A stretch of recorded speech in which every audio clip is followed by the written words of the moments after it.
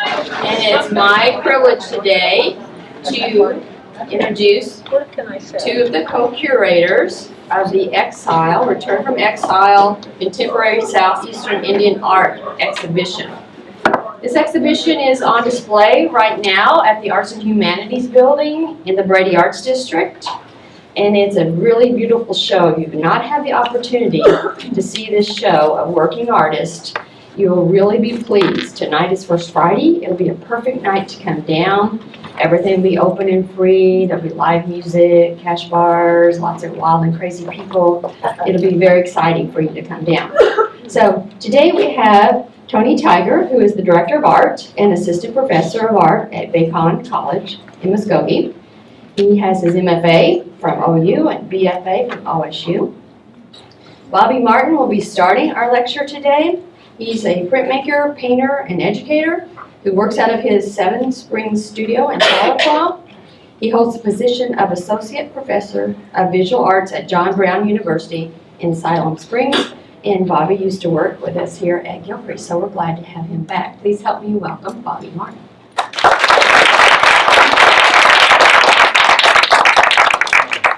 Thank you, Cindy. It is great to be here. Thanks for the invitation to talk about the show and talk about the amazing artists that are in this show. I have to say this is kind of special for me because, like Cindy mentioned, I have a deep and long-lasting connections with this place. This was the first job I got out of grad school. Was working here in 1995, and actually Deborah Burke was here and several other folks that I work with. I got to be, I had this great title, Artist in Residence, which is like, ooh, Woody Crumbo, and it's like, now I didn't get to do the cool stuff, and I don't have the giant collection of the Crumbos and the Blue Eagles. But it was great to be able to say I was an artist in residence at Gilcrease Museum. But in reality, that meant mostly I was the one-man graphic design department, and also taught a lot of classes, like after-school art club type classes, and that was great. I loved my time here. I loved just being a part of this museum, and it's always been kind of a special place for me. So it's exciting and fun to be back. Speaking here. It's also really an honor, and it's been a huge bonus for us for this particular show, this Return from Exile show, that Gilcrease Museum has stepped in to help co-sponsor the show.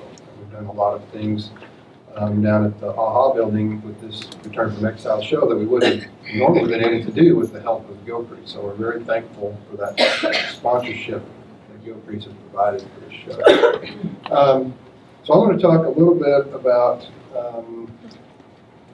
the Return from Exile exhibition and how it came to be, and what's this adventure that Tony and I have been on for the last year and a half, or actually longer than that, really, two years. This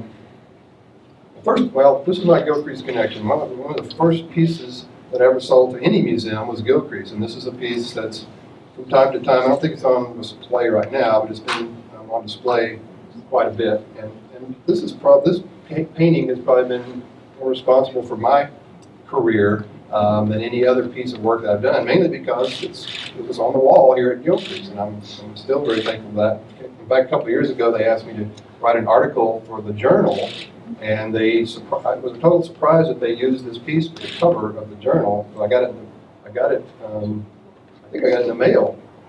Package was like, they used a piece on the cover. So that was a very great and wonderful surprise. And so this piece has been, this sort of was kind of it set my style for probably the next, this was like 21 years ago. This was like 2 weeks ago. You still see I'm doing the same thing over 20 years, but I can't get away from these old family photos that I keep coming back to. And a lot of it I'm talking about identity, especially identity as a mixed blood Native American person and artist. The idea of being able to speak about family and my ancestors and that connection to not only tribal things, but just family in general has been something I've explored, like I said, for the past 20 plus years. This is the piece that I have in Return from Exile currently. It's kind of life-size piece that is made mostly of encaustic wax and oil paint and sort of this layered cake of a bunch of other stuff. But it's still based on these old family photos, which are, again, this images. This is my uncle, my mom's oldest brother, to World War II, and unfortunately didn't come back. But a lot of these things that I have are just memories that I have. Are the numbers or the things that are in the background, is that like ledger art, or is that like DOS rolls, or what? Exactly. Most of it's DOS rolls. The lettering here, my grandmother, his mother was original Dawes and Rowley. Her name was on the roll, and so yeah. So I use this a lot to tie it into like identity. So yeah, they're Dawes rolls. There's also some other things mixed in. There's some scripture mixed in a lot of times. There's my granny had this little Creek hymn book, and so I use a lot of Creek language hymns in there too. So I just kind of throw those in. And I love mixing text up with the images. It just gives it another layer of meaning. With that first picture that you showed, at the Sherwin-Miller, there was a picture that was similar to that displayed in, I think it was this last year. By any chance, was that picture? Very likely. Yes, I Yes, think there was actually that exhibition you're probably talking about was a show that we did.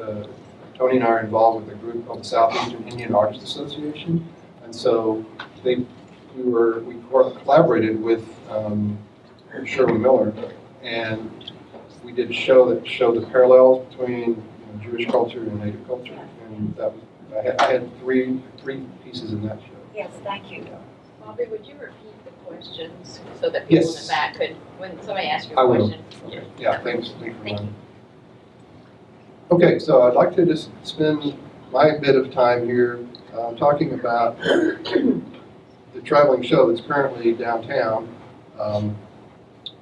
As Cindy mentioned, it is up until the 20th of November. Tonight's first Friday. The official opening was back in October, but tonight we're going to have, at the Hardesty Arts Center, we'll have live DJ, we'll have, what else is going on? We have, a print action, so we're going to have about 4 screens set up, so if anybody wants to come through and pull a print, we've got 4 different screens that you can choose from. If you want to bring your own t-shirt or tote bag or something, we'll print on it.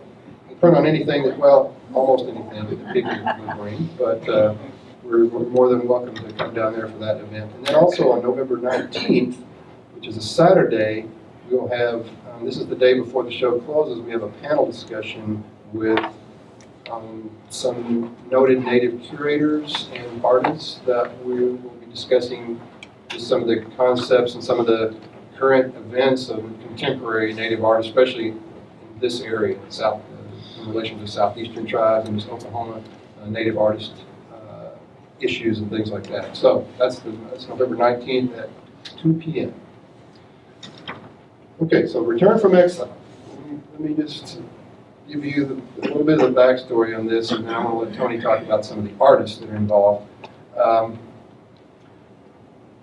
idea on this, really, we really didn't go into this to be a traveling show. It was going to just be a one-off show. We had an opportunity to be able to show this exhibition at a venue in Athens, Georgia, and we thought, well, it'd be a great idea, since Athens, Georgia, just the Southeast generally, was the original homelands of most of the tribes that are, at least in our part of Oklahoma, the Five Civilized Tribes.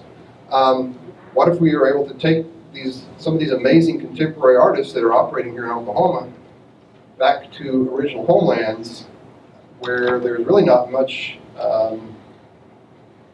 not acknowledgement, there's not much knowledge really about, especially contemporary Native art in the Southeast. So we thought, okay, let's take this group to this show, and then we'll show this and kind of reintroduce the Southeast part of the United States to these contemporary artists. Tony came up with the great name of Return from Exile, because as you know, I'm sure most people know the removal histories of these tribes. from original homelands exiling to the Indian Territory, what if we bring people back to this exile area, this idea of returning to the exile lands? And so it kind of based around, for me anyway, it kind of based around this idea of, okay, yes, the events, these historic events were meant as evil against these tribal peoples, but ultimately it turned out for our benefit, not our benefit necessarily, but at least our showed our resilience. I mean, we're still here, we're still creating art, and that's really a lot of what, for me, was important about the show. Is it was about, yes, it was this evil time in history, but it also was the hopefulness or the restoration of bringing this art back to where this all started. And so, again, the original idea was to bring it to this venue in Athens, Georgia, the Linden House Art Center. Oh, I'll skip this part. A one-off, just a one-show, one-time thing. Somehow over the weeks that we were developing this and trying to contact the artist and get the show together, we had a couple of opportunities to show it in other places too. And so suddenly, I think we realized, well, this could have the potential to maybe become a traveling show. And as it turned out, this was like over a year and a half ago now. We've ended up, Tulsa now is the sixth venue. It's still going to be on the road for another year and a half, and we'll eventually end up in Tahlequah and then back into North Carolina in the end of 2018. So it sort of kind of organically in some ways grew into this nationwide traveling show that I'm very thankful that it has.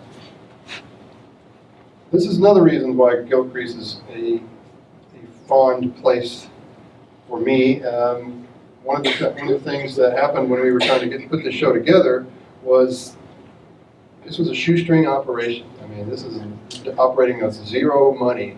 And so we came up, we were visiting, I think we visited with Deborah this is the day, we visited Deborah and Dean Clark and some other folks about potentially having a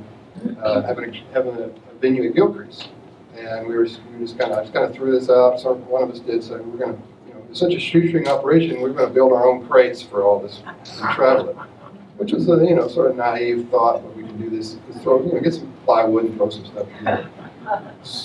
And Dean just happened to mention we need some crates. And we said, well, yeah. And so he took us around to, I don't remember what area, but they had closed off some of the exhibition space in order to store these crates that were for a show that went to Tropic, Italy.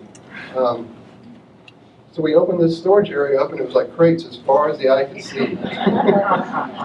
And Dean said, well, you can take what you need, only on one condition: you take as many as you can take. So we came up with 2 flatbed trailers in our pickup trucks and loaded them up. Dean, anyway, we loaded these up. We ended up taking about, 25 or 26 crates, of which we ended up using not even half of those, but we did find good homes for the rest of them. These things were amazingly well built. That was a huge blessing for us to be able to get these amazingly built crates. We just repurposed them for our show. So this is my studio after we got all the crates in there. Also, as independent curators, which was what we were for the show, we got to do a lot of exciting travel to some of the nicest places on the road. So this was a hotel in Santa Fe. We had several artists that live in the Santa Fe area. They still are from Oklahoma or have Oklahoma ties, but they our glamorous job of picking up the artwork. Of course, yeah, we did get a little nice landscape there. We made a lot of, as curators, we made a lot of visits to artist studios. This is Bill and Demas Glass over by Locust Grove, who have a piece in the show. This is a piece from the show that they're working on. So we got to visit them while the work was in progress. We also, this is Roy Boney and Jeff Edwards, who also have pieces in the show, both Cherokee that provided some amazing images that are on display downtown. I got them over to do some screen printing for some stuff. So we did a lot of this, made a lot of prints. And this is Jeff's contribution to the exhibition. Also, Troy Jackson is in the show. His studio is his garage, which is not unusual for a lot of us. But he did a couple of, and Tony will talk a little bit more about Troy later, but did a couple of really amazing sculptural works for our exhibition.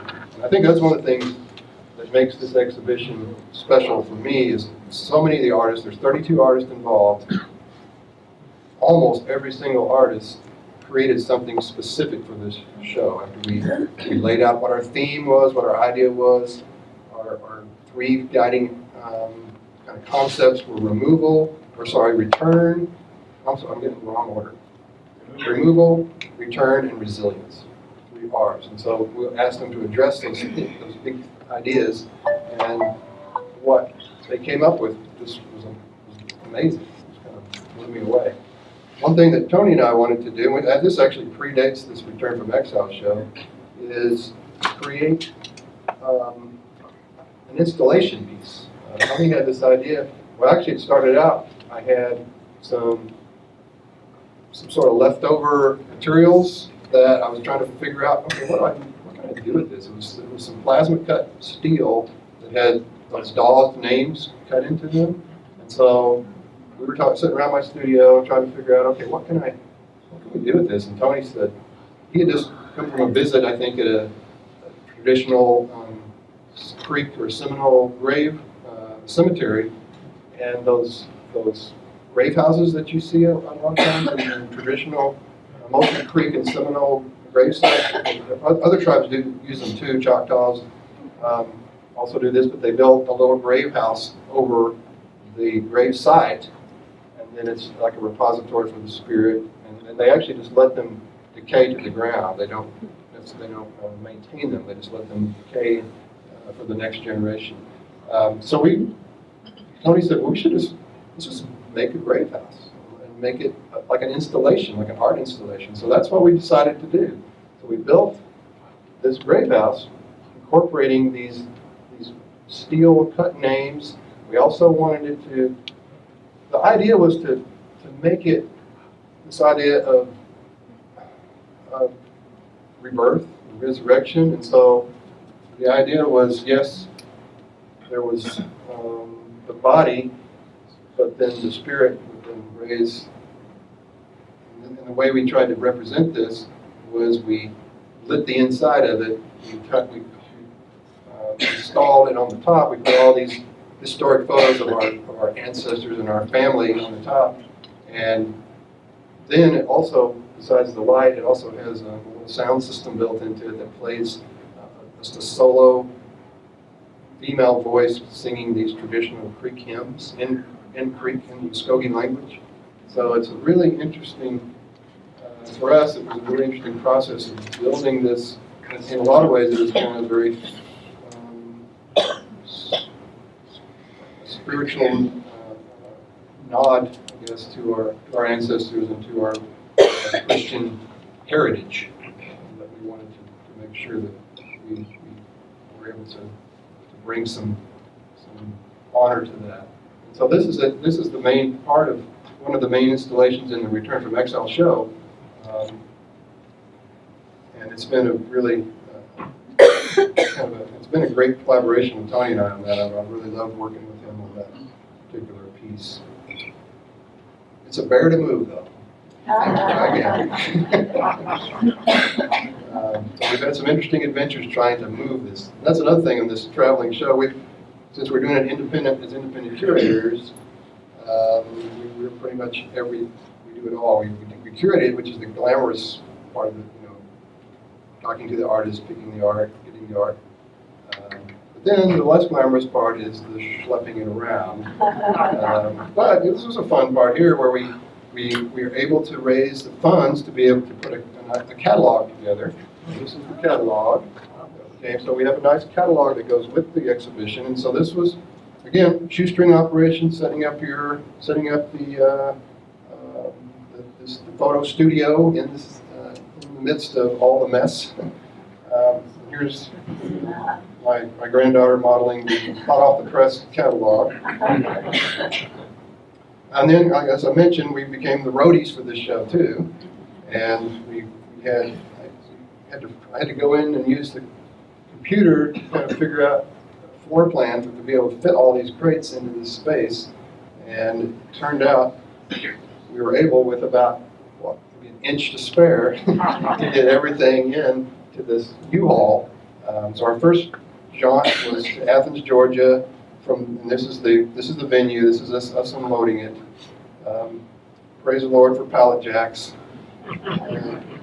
This was the venue here. I'm going to skip through a lot of this so I don't go over.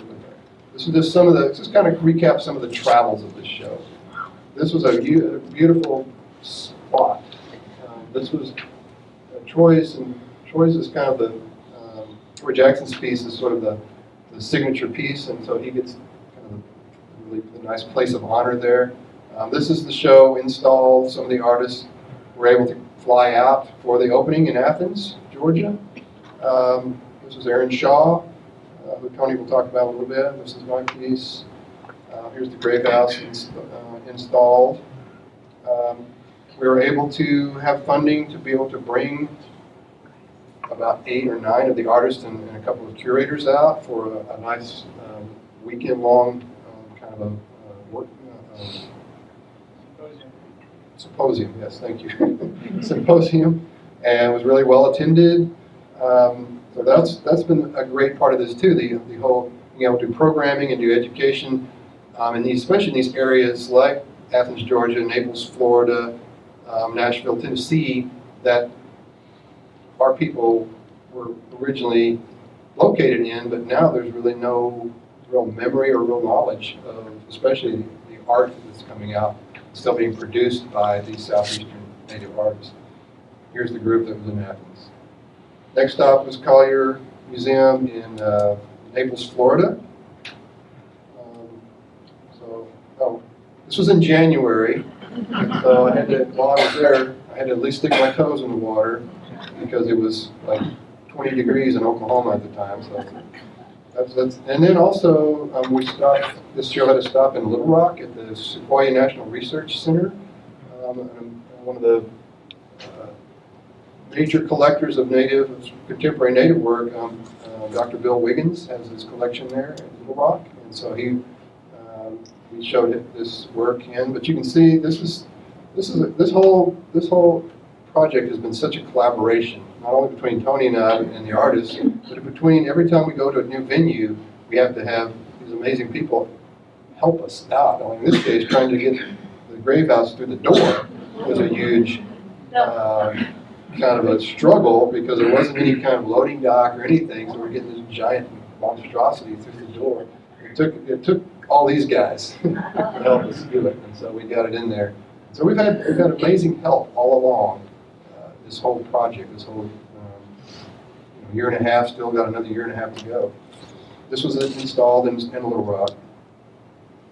Also, then from there, we actually went to kind of an additional venue that came out of nowhere in Columbia, Tennessee, which is just south of Nashville, Tennessee, at a university gallery there, where we had turned out to be a really great venue. They had a nice little symposium at the end where we got to speak. They invited Troy T from the Cherokee Nation to speak about the history of the Cherokee Nation. Again, a lot of help. Praise the Lord for forklifts. And then the last show before we got to Tulsa, it showed at the university gallery that I work at, which is John Brown University in Siloam Springs, Arkansas. And so that, again, this is most of the crates. There's still a couple that are not here, but that's kind of what we travel with whenever we took this show around. Some Shan Gosshorn's baskets. So what's been interesting for me as we've traveled this show around is every time we install the show, it's totally different. Even though it's the same artwork, it's a totally different experience. Tony had mentioned this before. Every time it's transformative. It changes. Even though the work's all the same, the experience of the space and the way that the works sort of fit together changes the experience of it. And I think that's been an interesting discovery for me as an artist. It's not not a curator necessarily, but one that enjoys trying to put these shows together. So this was at JBU.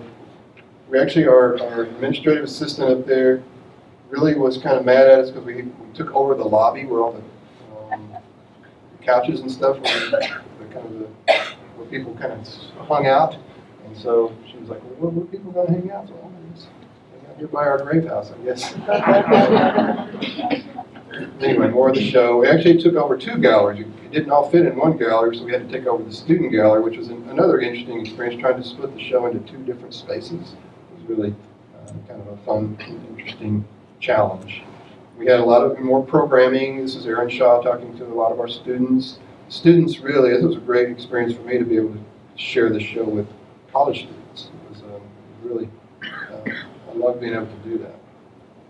So got the kids involved too.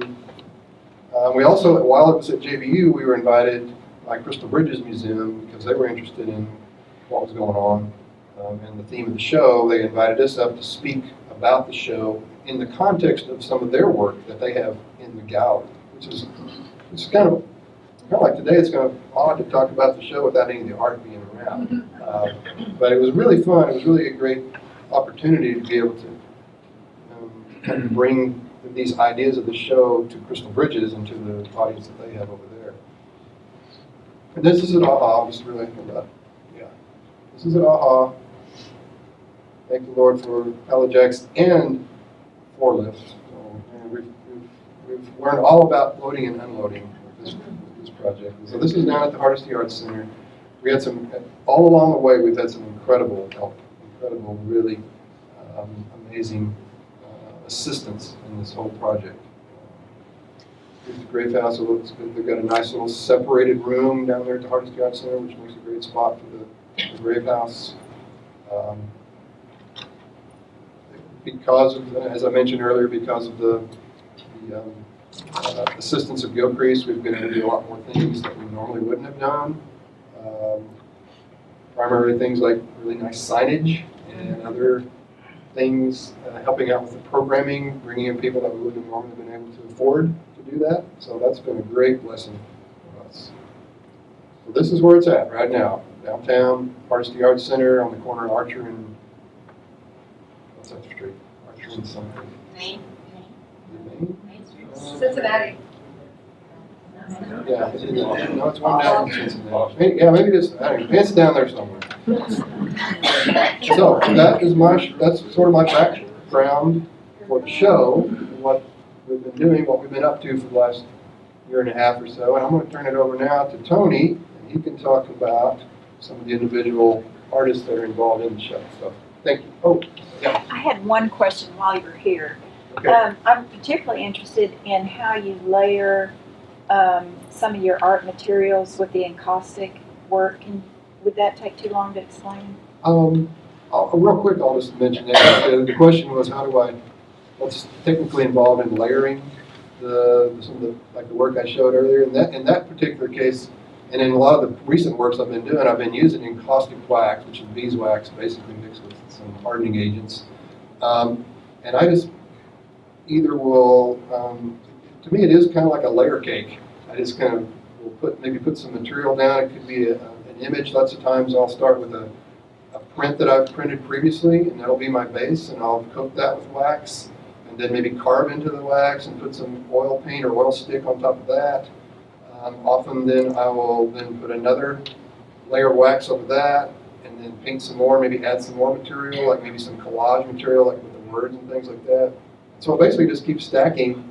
So that one piece with the family in front of the truck was probably about 7 or 8 separate layers of materials and kind of separated with wax. And I like the way wax is sort of, it's transparent enough where it feels like things are floating in it. So it gives us this sort of suspended animation kind of a feel. And to me, it's perfectly kind of helps to get the feeling of this time suspended, which is what I love about these old family photographs. Sort of this idea of this time being suspended in some way. So anyway, I could talk a lot more about the details later if you want. So I'll turn it over to Tony. All right.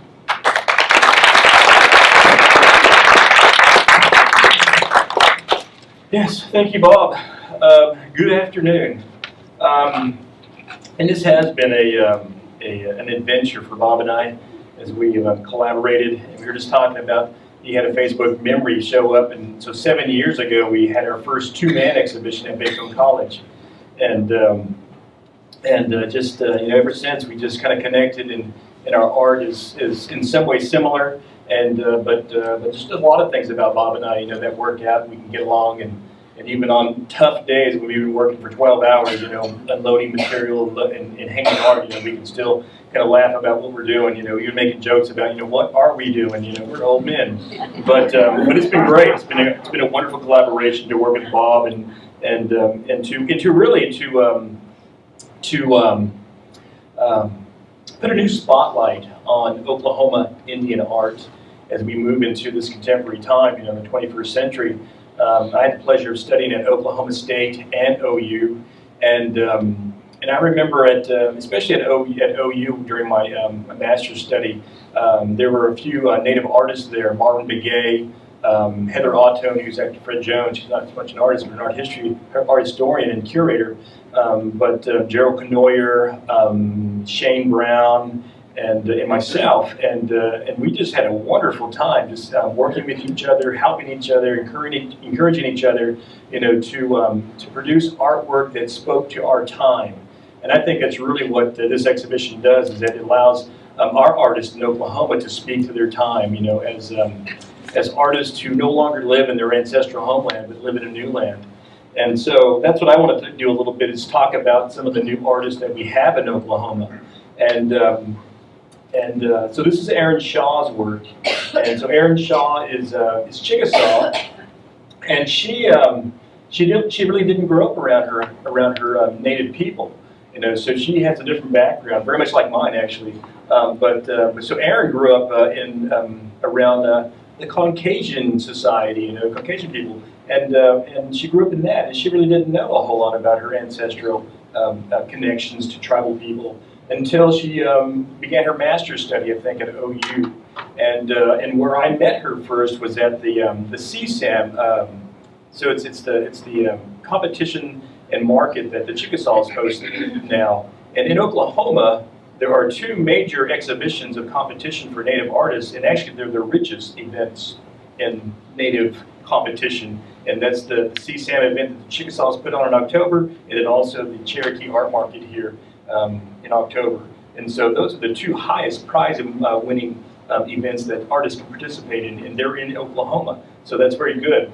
But Erin was there, and I had a chance to see her work. And because I am an artist and a curator, I really pay attention to details. I really look at the artwork, and I'm looking at not just art that speaks about who we are, but he does it in a very different way. And so I'm thinking about the details of form. How's the artist using material? Are they just doing these things on store-bought materials? What are they doing to change things up a little bit to make it more a contemporary expression? And so Erin does this a lot. Right now she's doing a lot of work that incorporates the circle panels that she's painting on. And so the piece is in the show, and it's a large piece. And so I've incorporated or encouraged and helped Erin show her work around the nation. We also did an exhibition in Minneapolis. It was the first time I actually had Erin's work in a show. And but Erin Shaw is just a wonderful young lady who is very intelligent, and she's able to speak about her work even better than I. But she is a very intelligent young lady. Everywhere we go, people have to talk to her, want to talk to her about her work and what it means to be a Native lady in a contemporary society. And so Erin Shaw's work, it continues to be shown around the state, and I hope you have chances to see her work. And I know that she actually is at a show right now at OSU at the Postal Museum. And so Erin Shaw is an up-and-comer. You all know this lady here. So this is Shan Goshorn, and so Shan is just has her career just taken off, and in the last few years, And within, it's kind of interesting too, this whole time period that we're talking about of contemporary creativity has really changed for Oklahoma artists. And what's interesting is that a lot of the Southeastern artists are those change makers. So Shan, when I first met her, she was a painter and a photographer. She wasn't doing this yet.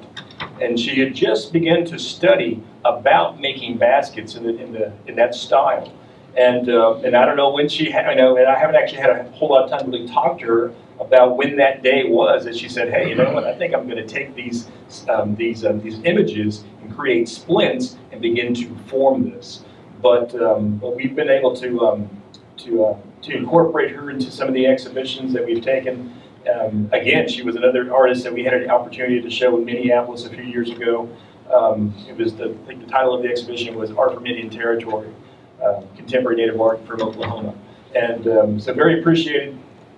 And just to see her career take off. And I know that she has a couple pieces in the collection here. And so these are pieces that speak about, you know, being in the Northeast or in the East, and also being now in this new place. Question? Does she paint the straw first and then weave the basket, or does she make the basket? And Those are actually photographs first, and then she may do some hand printing, she may do some color incorporation first, and then she cuts the splints, and then she weaves those. And that's the fantastic part, is that she weaves those images on the outside, and to keep everything together. I don't know if you guys have seen her. She has a time-lapse photography video where it shows her do one of these, and she puts it together. She takes it apart because she messed up, and she puts it back together again. So very interesting. I couldn't do that. I don't have the brain capacity for that. But again, you know, we're talking about what's going on in contemporary Native work right now. And it's just a fantastic opportunity for artists to create whatever they want to create. And I think a lot of this has to do with, you know, we talk about the history of Oklahoma, and actually there's a traveling exhibition right now that's down in Lawton, and Bob and I both have a piece in it. But it talks about the history and the transformation of Oklahoma Indian art, and so it's actually a ledger show, but it goes beyond ledger. But it talks about when ledger began. And so the Red River War, and they took those prisoners, and actually they weren't even the prisoners, or part of the prisoners were the actual people involved in the Red River War. They just chose different people from the group and sent them back east. And so they went to Fort Marion, stayed there for a time. They began that process of drawing, and so. General Pratt or Colonel Pratt, you know, instead of just labor and hard labor and just idle time, you know, they were given materials to create, and they began recording their time. And so from that, when they came back to Oklahoma, they influenced the next generation of artists in Oklahoma, and that continues on today. And a few years ago, actually, my graduate studies at OU, I had an opportunity to go up and look at the Silverman collection at the Cowboy Hall. That's how I remember it, and that's how I call it, but the Cowboy Hall of Fame. And so we had an opportunity to go in there and listen to audio recordings. And just so happens, I picked up an audio recording, and so the lady was asking about one of the Kiowa Five. And in the recording, she goes, "You need to go talk to Una Tiger," because Una Tiger was one of their very good friends, and Una Tiger is my granddad. And so, and then when I was young in my study, and began to think about art, because I went to Bacone for one semester. I went to Bacone, and even in my own study there, I had studied a lot of ledger art, and my granddad, whenever I was getting ready to go to Bacone, he gave me a book, and it was filled with old. It was an old accounting book from like the 1890s, and I wasn't even thinking about ledger art, but that was his understanding of art, was that it was going to be ledger art that I was going to take part in. But now, you know, we're just we still have artists participating in doing ledger art in Oklahoma, but it's gone so much further than that now, and so now we've evolved to a time where we have the freedom to do anything. I was had an opportunity to live on the Standing Rock Reservation, actually right where they're having the issues with the pipeline. And I live like 20 miles south of where they are right now, and had swam in the Cannonball River and fished in the Cannonball River when I was a kid. And but I remember my early studies. It was just probably I was in the 7th grade, and we had an art class, and I was getting a little bit loose with my painting and doing some things that that I was just having this wonderful freedom in painting. And I remember one of the teachers stopping me and saying, "Hey, native artists don't paint like that." They were trying to tell me even then in the mid-70s, hey, you're not supposed to paint like that. You're supposed to paint like this. Then they'd show me images of these flat style painters, and I said, I don't know, maybe not. But luckily, I didn't hold to. Well, I didn't hold to that. And so this is Troy Jackson, who was also in the exhibition, and Troy's Cherokee.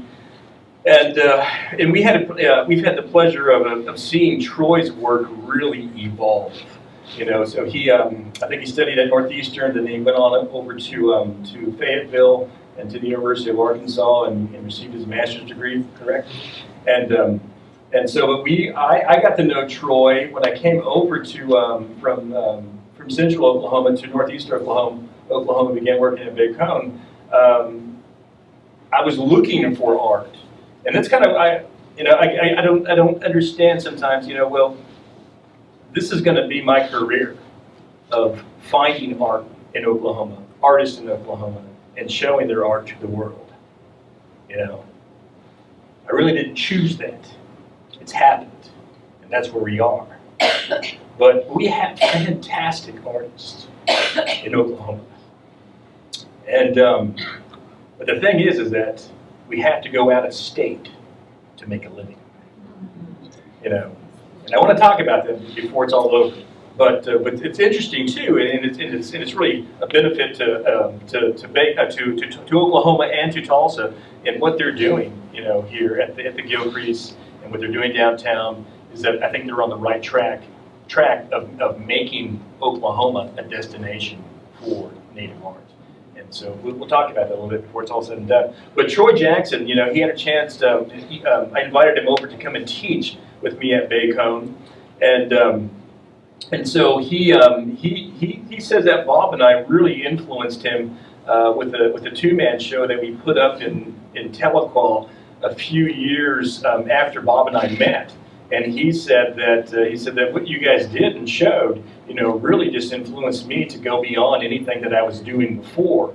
Although he was a wonderful craftsman in making artwork that was more kind of utilitarian, and it had some incising and things in it, but it was really nice work.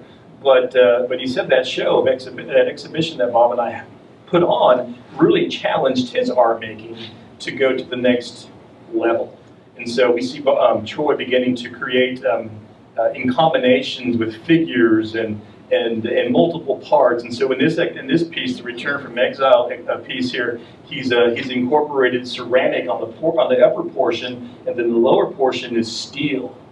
And then he also incorporates some of the ceramic pieces into the steel and around the steel and on the steel. And so so he's really taking the idea of our time, and he talks about industry a lot. The industry, even new industry, as Native tribes right now are becoming the new leaders in even economic development in Oklahoma. The Chickasaws, the Cherokees. They're some of the most important movers and shakers in Oklahoma right now, and what they're doing. And so he talks about that a lot with his artwork. And but we're just very privileged to have Troy in the show, and he's the comedian to Bob and I. And so when we take trips, we're always waiting for Troy to come up with a nice little, did you hear the one about, and but he keeps us laughing and entertained. But he's just a wonderful and fantastic artist, and so we're just fortunate to have him taking part in the exhibition. And I would buy his work if I had a chance.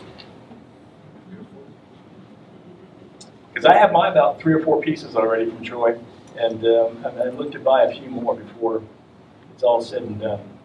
but just a wonderful detail of the work, the incising detail, and what he's doing. And he's kind of secretive. He didn't invite too many people out to his garage and to his studio. And actually, I've never been there. Bob has been there, but I've never been there because he's never invited me. And he makes some great pottery too. Oh, he does. Yeah. He does. He really does. And so he does do great pottery, and that goes back to the idea that although that we would love to be able to make work like this every day, this piece is about $10,000. So $10,000 just doesn't roll off the shelf, but pots and things do, and you maybe could get a few $100s, but we have to make a living, and so he makes these, and then Troy also is one of the leading competition winners. And so every competition we go to, he has won nice prizes. And so he's definitely one of the leading, artists in competition. But it's kind of amazing that a lot of people still don't know who he is. So this is another piece that's in the exhibition. And this piece, really, if you look at it, it looks like a giant, I don't know. Someone describe it, what they think this is. Someone said a zipper. When he was in Florida, somebody said that's an alligator. But again, he's speaking to the ideas of industry and how they fit together and they work and they're intimidating and impressive. And this is an impressive piece, and it weighs a lot. It takes about 3 people to get it out of its crate. And again, but it's stainless steel, or it's steel, and it's also copper, not copper, but ceramic.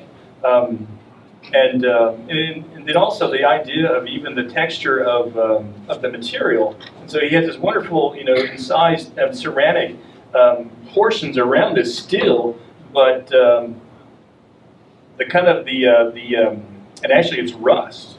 And so that the less shiny areas there is rusted.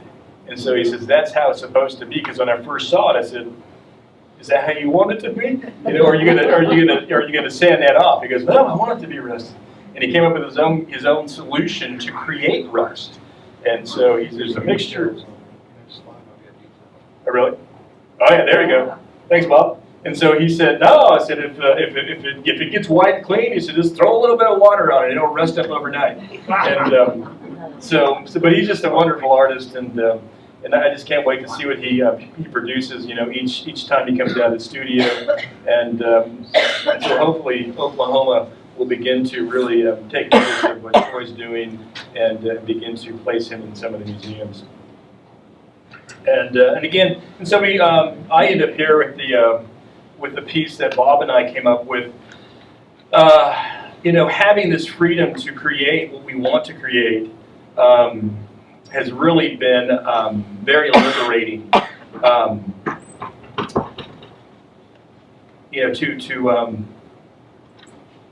To dream greater than our ancestors dreamt.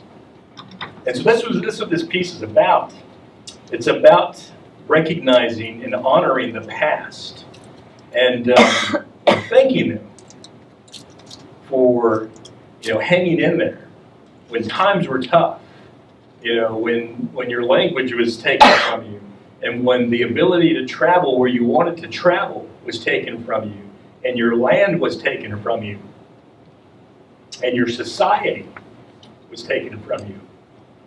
We have the opportunity here to thank them for being resilient, for thinking about, the need of education for their children and grandchildren.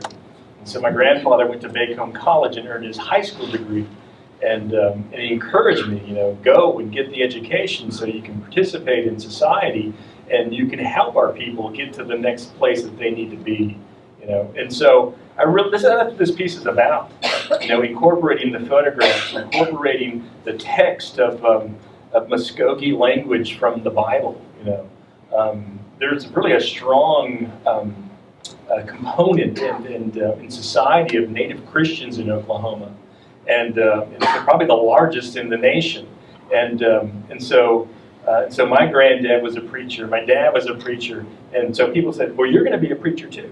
And I said, no, maybe not. I don't know, maybe, but probably not. But I remember in grad school, I was creating work that it spoke about faith, and it spoke about belief, and it spoke about these things that I believed in. And someone, one of the professors walked up to me coming down the hall, and he says, you're pretty preachy with your art.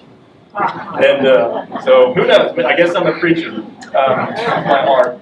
But I really do. I really appreciate the opportunity to study it both at OU and OSU, and the individuals who've helped encourage me, and for my ancestors who really allowed me to have the opportunity to do things like this.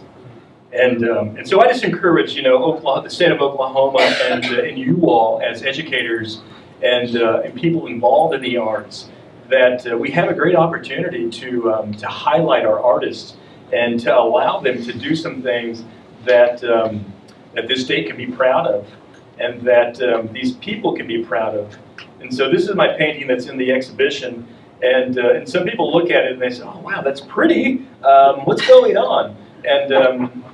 And so the individual who purchased this piece, it's already going to collection. And so he looked at it for a long time, and then he began to put things together. He says, hey, I see something there, and I see something else there. But he was able to piece it together as he stood and looked at it. But I'm 3 different tribes, and so my mother was Sac and Fox, my dad was Creek and Seminole, and so what I've done is I've taken those 3 designs from those three tribes, and I've interlaced them together. And then, well, what I did is that, and actually they're laid out in pretty much order. But what I did is I began to break them up with color, and that's really what's going on in Oklahoma right now. Is that we have we have 39 different tribes of Native people here, and we have these wonderful combinations of tribal people, so like my son. He's Swedish, he's Cherokee, he's Sac and Fox, Seminole, and Creek, and then there's a little bit of Spanish blood in my son. And so this wonderful combination. And sometimes, we see that as a negative thing, and sometimes we just see it as resilience. Thank you.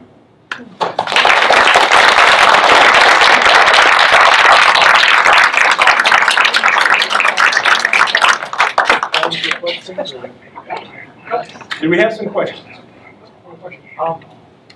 How would you say that we could find these Native artists from Oklahoma and direct our audience to them as well, besides here? Well, that's what Bob and I are really doing, and that's what this exhibition does. And so I kind of said this emotionally. I didn't plan on being a curator of art, but I was interested in it.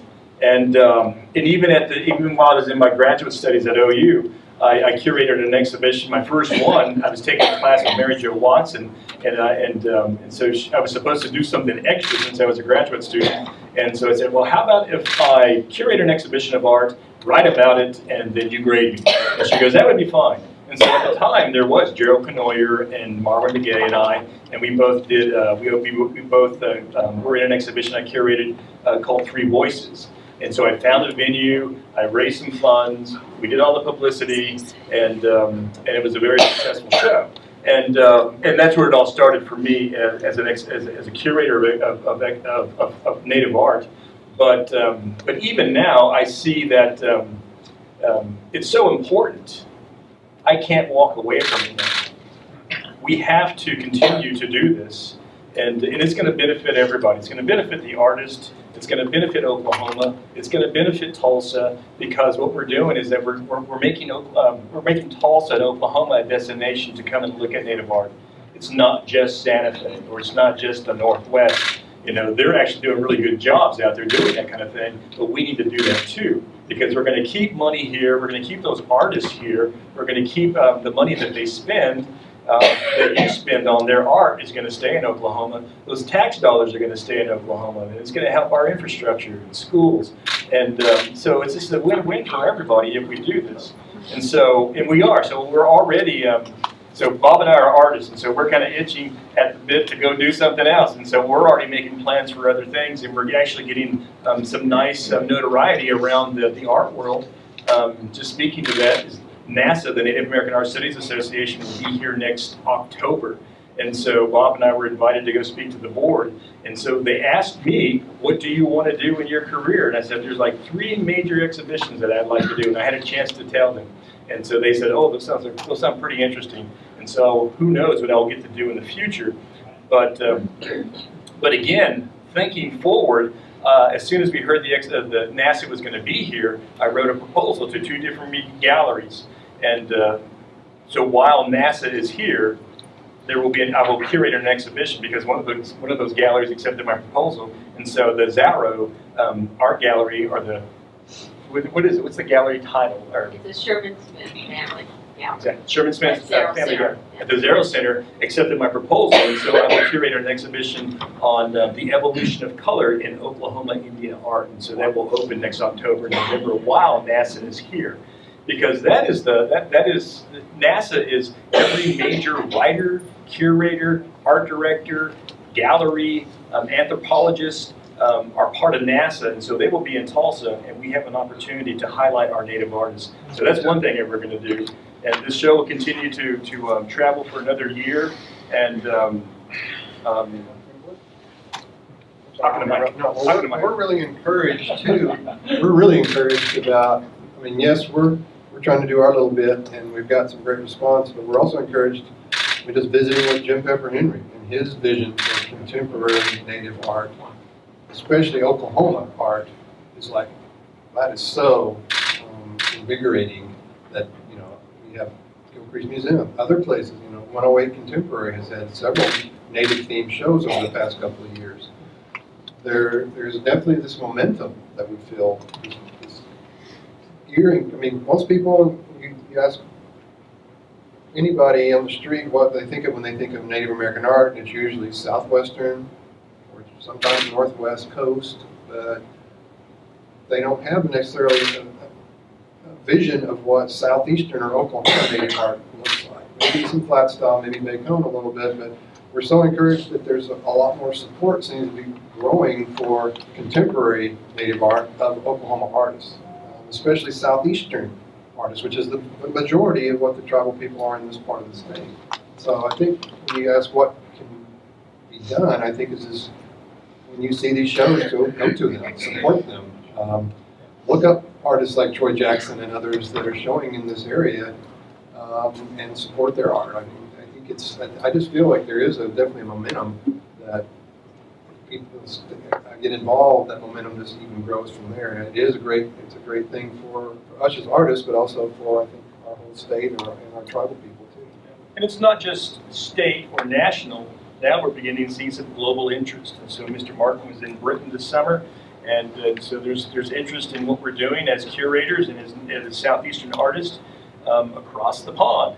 And so who knows what's going to get to happen, you know? And so we're already getting some interest from some different individuals that may want us to take some art, you know, overseas. But just from this exhibition, we have interest in Return from Exile continuing. But again, we're kind of itching at the bit to go do something else. And so it's going to end at December of 2017 in Western Carolina University in North Carolina. It's going to end there. But we still have interest for it to go on. And so we may, you know, do another installment of this exhibition because there is interest. And so we'll see. But again, we are getting the opportunity to represent our people, our artists. And it's not just in Oklahoma, it's nationally and now globally. So good things happen. On a real retail perspective, I think all of us were saddened to see Lions Indian store go out of business. There's the Indian art market over on Sheridan, but where in the Tulsa area can we even think of acquiring something like that presently?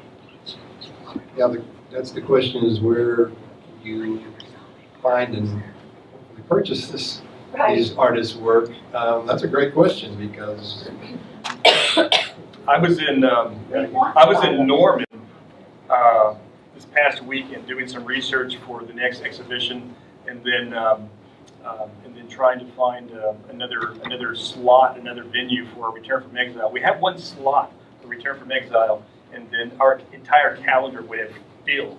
And so that's just a wonderful blessing. We think we found it. It's in Oklahoma. But I remember as I was there, and I was also going to a grant writing workshop put on by the Cherokee of the Chickasaws and for the National Endowment for the Arts grant writing workshop. But I was talking to artists, and I had an opportunity. When I go, and I always try to go to as many venues of art that I can. So I went to the Fred Jones, I went to the Jacobson House, and I went to the Exhibition C, which is the new Chickasaw gallery in Tulsa, or in Oklahoma City, in the Bricktown area. And we were talking about there are very few galleries, native galleries in Oklahoma, open right now. And so the Chickasaw Gallery is brand new in Bricktown. So if you haven't been down there, I hope you get down there. Actually, just took a few pieces down there to deliver. But there aren't very many native galleries, and it goes back to the idea that all these artists are going out of state to sell their work. I'm not talking about galleries, I'm talking about retail. Where retail can we go to pick up pieces like this? Like I know there's the Indian Art Market on Sheridan, there was Lyons Indian Store, but other than that, are you showing in any, are you more or less consigning through any retail stores? Really, the idea of retail is kind of a thing of the past, because we're not making art necessarily for tourists, but we're making art, for art's sake. We are making art that wants to be remembered for, time in the future. And so, like these pieces, these aren't the pieces that would normally go into a retail store, because this piece sold for like $5,000. And so we're not making necessarily work to go into retail shops. We're making art that will go into fine art galleries. And really that's where you're going to buy. And that's maybe the difference now, is that you're going to buy these things not in a retail shop, but in a nice gallery. And so for Bob and I, we show down at the Linda Pearson's gallery there on Cherry Street. Okay. And so she has quite a few. Well, actually she doesn't have very many living artists, but she does like a lot of resale things. And so that's where we're showing. And there's also, what's the guy down there on 51st? Lovett's Gallery. He has a good number of native artists out there. And so that's where we're hoping that this exhibition and the momentum that we have will continue, and somebody else maybe open up a gallery. Tahlequah too has the spider gallery that the Cherokee Nation operates. It is only Cherokee artists, but they do have a lot of really nice, they have a lot of kind of more, I won't say trinkets, that's not the right word, but more affordable touristy type things, but they also have some higher end fine art there as well. Thank you. There's Choctaw in Hominy too. Yeah. Yeah. That's right. And that's something too, I think it's happening right now with social media. We're beginning to get the word out, and good questions like that, well, where do we go to find this stuff? But we do need more. We do need more. Yeah, one more. Do you have do each of you have websites where you can follow where you're exhibiting, or is there a collective website that? Let me see if I can get We do have websites, and we do utilize, and we utilize, and you got to remember, we're artists, and so we don't want to spend time online. We want to spend time in our studio, and so we're trying to figure out ways that we can do this with a limited time. And so we utilize Facebook, because we can post something, and then all of our friends can see it. It can be shared, and it just kind of goes to a larger audience. And so that's what we utilize, because I can do it very quickly. But we do have websites, and we utilize the websites more for people who are really interested and who want to research a little bit about us. And so, is this guy really legit? And so that's what we utilize the website for. But Facebook and social media is really where we're at now. Yeah, I do have a website, and then Return from Exile itself has a website. returnfromexile.org is a website. Yeah.